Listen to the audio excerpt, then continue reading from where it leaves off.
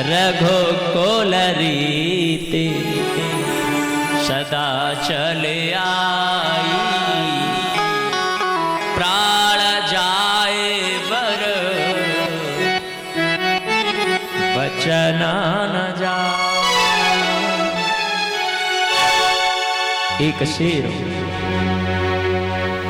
गाय को अपने पंजे में फंसाए बैठा था। रघु शिकार खेल रहे थे। रघु ने देखा अनर्थ हो जाएगा अगर इसने गाय के पंजा मार दिया। रघु चिल्लाए, रुको, देखो,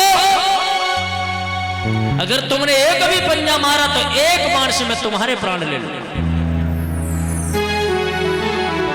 तो उस शेर ने गाय को तो छोड़ा, हाथ जोड़ करके कहा, राजन मेरा ये भोजन है,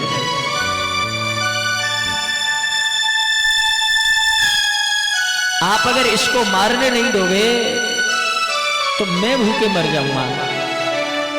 3 दिन से मैं भूखा प्यासा हूं, मेरे ऊपर कृपा करो।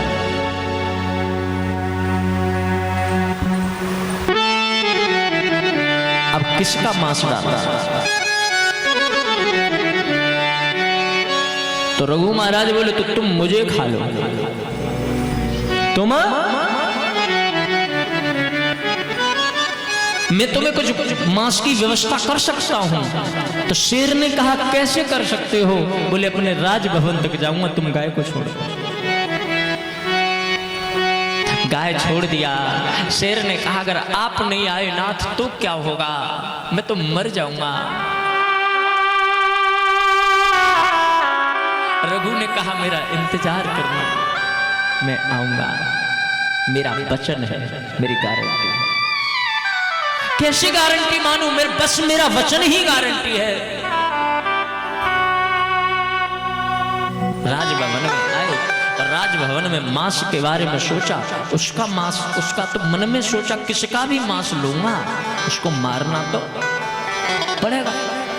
अगर उसको मारा फिर जाके मैंने मांस उस शेर को खिलाया तो बात तो वो ही रही, चाहे गाय मरे, भाई एक जीव तो मरेगा। ये मन में सोचते रहे, किसको मारूं, किसको मारूं। फिर मन में भाव आया, किसी को भी मारूंगा, एक मां की संतान जाएगी, मरना तो पड़ेगा। रघु, क्यों ना आज तू ही कुर्बान होगा।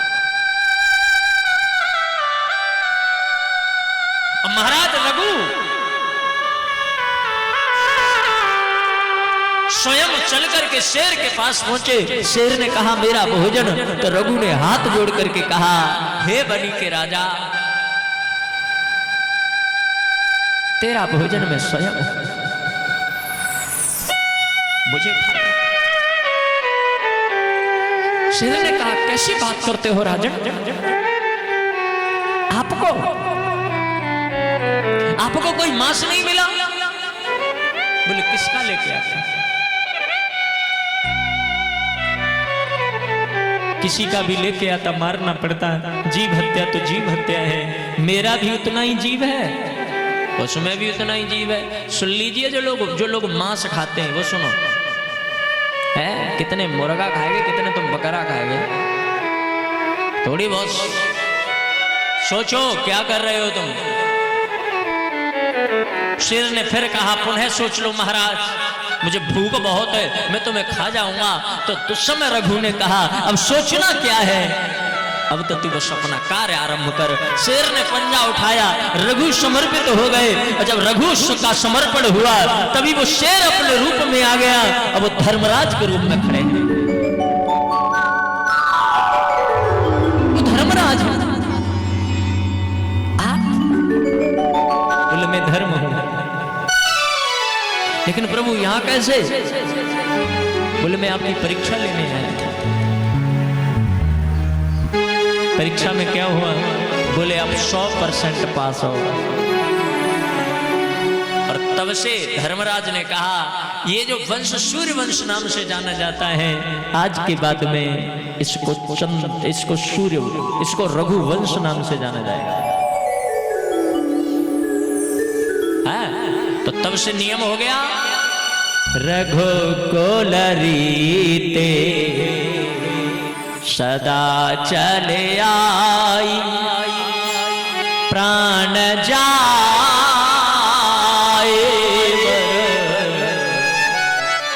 बचना। आज सूर्यवंश को सुन लो, दिल लगा के, खोल के, एक एक बात। और जिस दिन चंद्रवंश को सुनाऊंगा, जिस दिन आप चंद्रवंश सुनेंगे, उस दिन भी आप यही कहेंगे, चंद्रवंश बहुत श्रेष्ठ है। सुनो ना, चंद्रवंश में भी आप सुनेंगे एक से एक कमाल के राजा हैं, और सूर्यवंश में भी एक से एक कमाल के राजा हैं। आज सूर्यवंश सुन रहे हैं, इसी वंश में महाराज पधारे हैं अज, और अज के पुत्र हुए श्री दशरथ महाराज। दशरथ उसको कहते हैं जिसे दसों दिशाओं का ज्ञान है, दशरथ उसको कहते हैं जिसने दसों इंद्रियों को काबू में कर रखा है, वो है दशरथ। और दशरथ राजा कहाँ के? अयोध्या। अयोध्या, अयोध्या पता है? अयोध्या जो है, क्यों कहते हैं अयोध्या? अयोध्या मतलब जहां पर कभी युद्ध न होता हो, वो स्थान है अयोध्या। बताओ कब लड़ाई हुई अयोध्या में? राम जी का पूरी रामायण पढ़ लीजिए, अयोध्या में कोई युद्ध हुआ? कभी नहीं हुआ। हाँ, छोटी मोटी घटनाएं तो, पर युद्ध कोई नहीं हुआ। और अयोध्या का दूसरा नाम है, क्या नाम है उसका? अवध। अवध जानते हो किसको कहते हैं? अवध। जहां पर किसी निरपराध का वध न होता हो, वो जगह है अवध। जहां पर राम जी ने राज किया हो, वो अवध ही तो होगा। अवध के राजा हैं जिनका नाम है महाराज दशरथ। इनकी 3 पत्नियां हैं जिनका नाम है महारानी कौशल्या, महारानी कैकेयी और महारानी सुमित्रा। परंतु तीनों के कोई संतान नहीं है। और कोई कितना भी बड़ा विद्वान क्यों ना हो, संतान ना हो तो मन कभी कभी तो दुखी होता है। पर दुख की बात अपने पड़ोसी को कभी बताए नहीं, और गुरु से कभी छुपाए नहीं। अपने कष्ट की बात किसको बतानी चाहिए? किसको? गुरु। गुरु जी किस किस के हाथ उठाएं जरा, जिनके जीवन में गुरु हैं।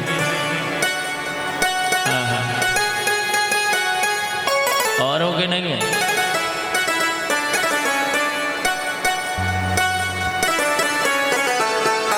गुरु बिन भवन दे तरय न कोई। गुरु जरूरी है। और एक बात ना, एक दूसरे की गुरु की बुराई मत करेगा। जो काऊ के गुरु की बुराई करे, समझ लियो कि ये या को गुरु है ही ना। गुरु तो गुरु है। तो किसको बताएं दुख की बात? गुरु से। श्री दशरथ महाराज के गुरु कौन है? श्री वशिष्ठ जी।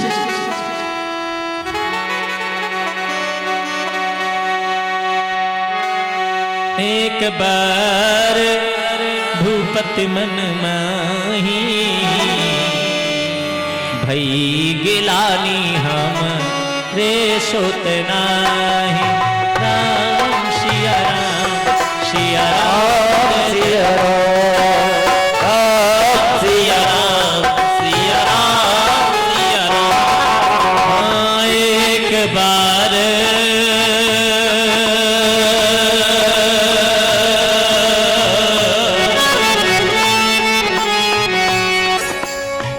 एक बार भूप पते मन माही, भई गिलानी हम रे सोतनाही। राम सिया राम सिया राम सिया राम राम सिया राम सिया राम सिया राम। दशरथ जी रो पड़े। गुरुजी ने कहा क्यों रो रहे हो? आप ये मत समझना ये पुरुष नहीं रोते हैं, ये जो पीछे बैठे हैं ना, ये मत समझिए ये रोते नहीं है, ये भी रोते हैं। पर इतना अंतर है, माताओं के आंसू नेक देर में निकल जाए, इनको टाइम लगता है। हार्ट अटैक किसको ज्यादा होते हैं, पुरुष को या महिलाओं को? पता? हार्ट अटैक 90% होते पुरुषों को। ये सही बात है, फैक्ट है ये। माताओं को 10% होते हैं, लेकिन 10% बोले क्यों कम होते हैं? क्योंकि हमारी माता है ना, ये इतनी भोली होती है, इनके मन में जो बात आवे एक दिन में कह डाले। हाँ, रोवे को मन करो तो रो ले, हंसवे को मन करो हंस ले। लेकिन ये जो पीछे बैठे ना, जो बहुत बहुत बड़ी परेशानी को दिल में दबा के रखते हैं, ये सहज उसको जाहिर नहीं करेंगे।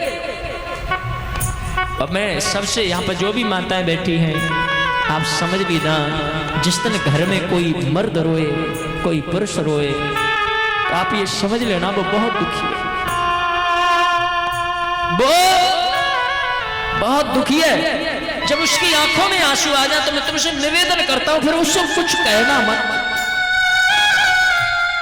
उसको फिर कुछ मत कहना, वो जो कहे मान लेना। दशरथ जी ऐसा धैर्यवान, दशरथ जी ऐसा गंभीर पुरुष कभी रोता नहीं है, पर गुरुजी के सामने जब रोए ना, क्यों रो रहे हो? बस इतना ही कहा, क्या मेरे बाद में सूर्यवंश समाप्त हो जाएगा? क्या मेरे वंश में एक पुत्र नहीं होगा? क्या मेरी आंखों के सामने ही मेरे कुल का दीपक हमेशा के लिए बुझ जाएगा? क्या मैं इतना बुरा हूं कि परमात्मा मुझे एक संतान नहीं दे सकते? आप जैसे कल्पतरु वृक्ष के नीचे रहने वाले का जीवन इतना अंधकार में।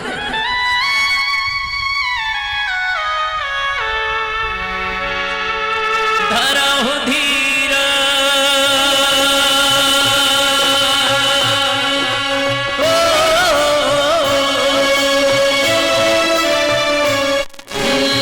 धरहु धीरा होए है सुत चारी,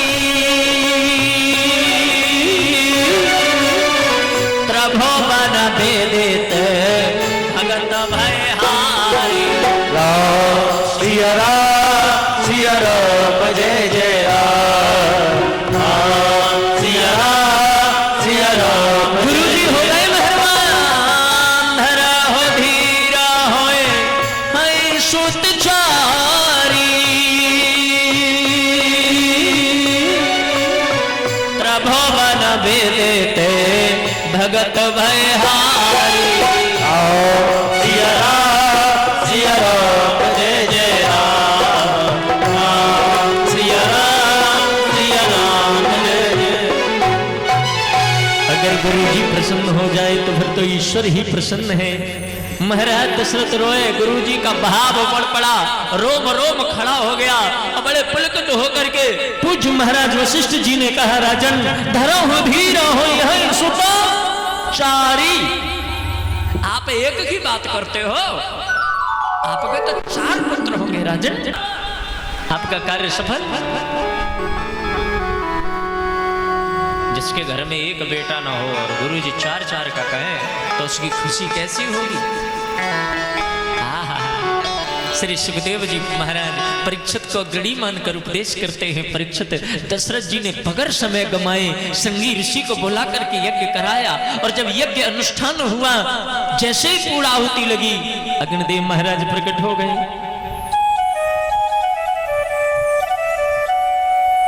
खीर का चरू है ना, वो प्रसाद है चरू। अग्निदेव ने कहा तीनों पत्नियों को बराबर बांट के खिला दो, संतान होगी। रानी कितनी है? तीन जगह विभाजित किया। एक महारानी कौशल्या को, एक महारानी कैकेयी को, एक महारानी सुमित्रा को। पर किस्मत देखिए, ऊपर से एक पंचनी आई और सुमित्रा के हाथ का प्रसाद लेके उड़ गई। सुमित्रा तो रो पड़ी, दीदी अब मेरे बेटा नहीं होगा।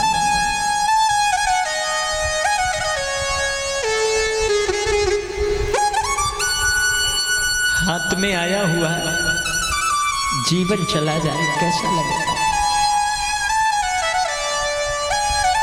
लो थर थरा रही है, मुश्किल में जिंदगी है। लो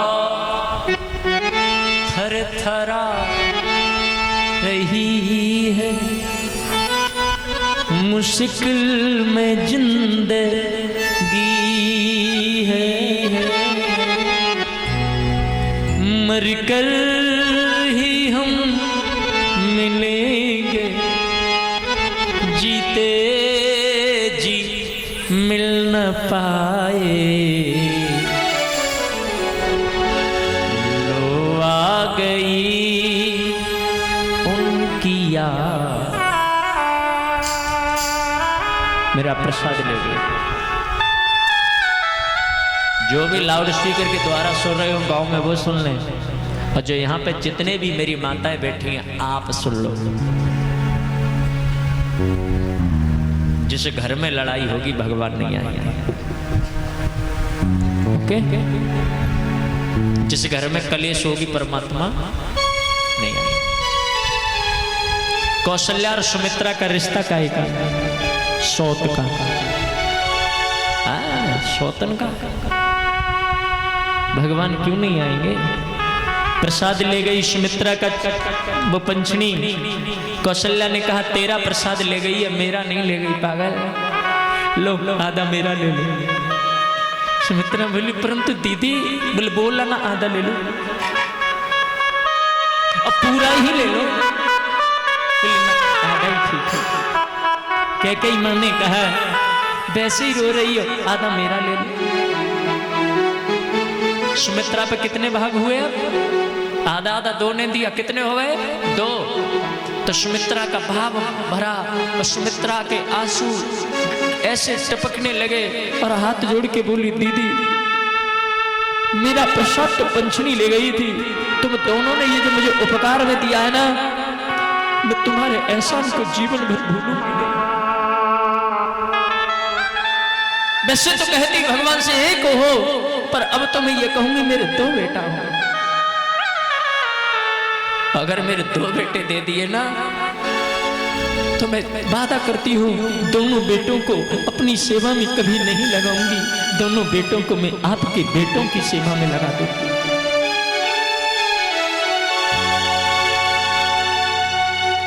और यही तो किया था माता सुमित्रा ने। इनके दो पुत्र हुए थे, श्रीमान लक्ष्मण और श्रीमान शत्रुघ्न महाराज। और आपने राम कथा को सुना होगा।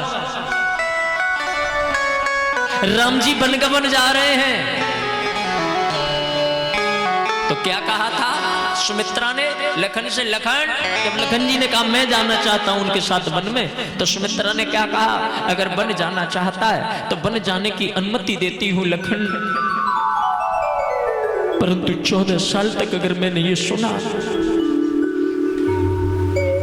राघव की सेवा करते करते मेरे लखन को जरा भी आलस आया, तो तुझे दुनिया माफ करेगी, सुमित्रा कभी माफ नहीं करेगी। आने वाले काल से मेरा लखन टकरा जाएगा, मुझे कोई दुख नहीं होगा। लखन ने भी घोषणा कर दी, वचन देता हूं 14 साल तक तेरा बेटा सोएगा ही नहीं। और लगा दिया ना सेवा। ऐसी कोई माँ है जो अपने बेटे की खबर सुन के कि वो बचेगा मर सकता है रोएगी नहीं? बता, है कोई ऐसी माँ? है कोई ऐसी माँ? नहीं ना। पर लक्ष्मण को शक्ति लगी, अयोध्या में पता चला हनुमंत के द्वारा।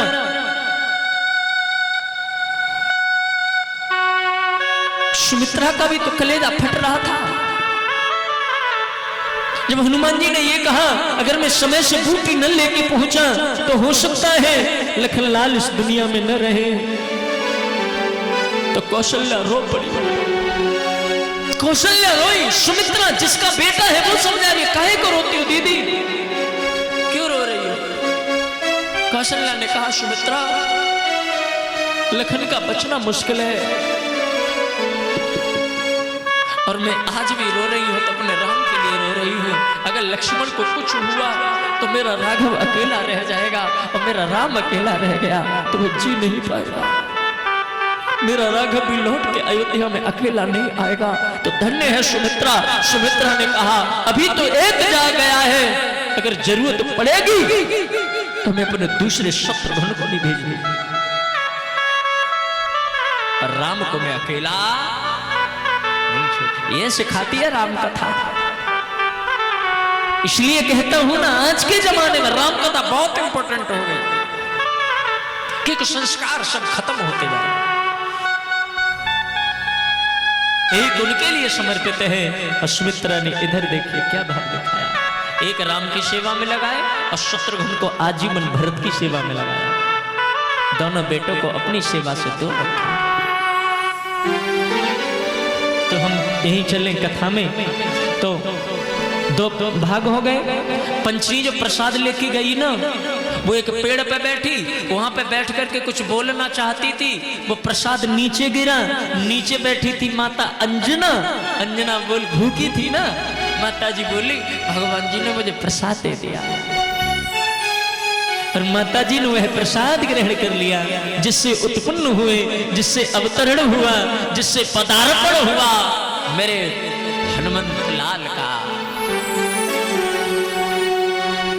बोलिए हनुमंत लाल की।